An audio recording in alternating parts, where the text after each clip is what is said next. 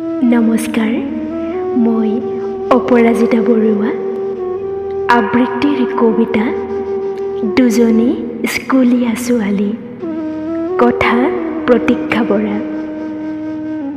দুজনী স্কুলীয়া ছোৱালী।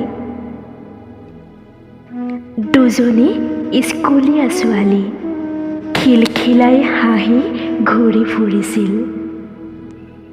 সিহঁতৰ মাজত বিলীন হৈ পুৱাৰ ৰ'দটিও যেন কুহুমীয়া হৈ উঠিল। চৰাইৰ ওঠৰ ভাষাবোৰো শুৱলা হৈ পৰিল। আকাশৰ পৰা বৃষ্টি সৰি পৰিল। দুজনী স্কুলীয়া ছোৱালী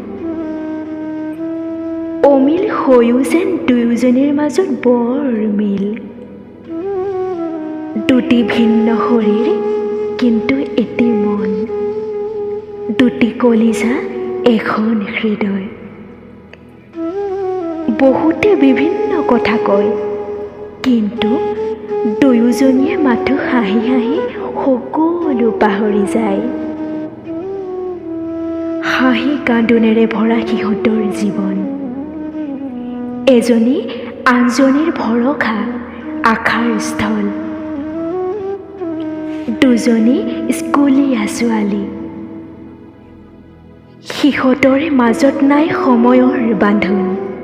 যেতিয়াই প্ৰয়োজন তেতিয়াই ইজনী আনজনীৰ ওচৰত, যদিওবা সিহঁত বৰ দূৰত।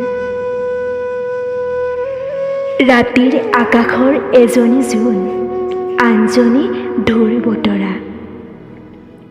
দুজনী স্কুলীয়া ছোৱালী মৌ-মাখিৰ দৰে কাজিয়া কৰে, আকৌ একেটা চাকতে দুয়োজনী।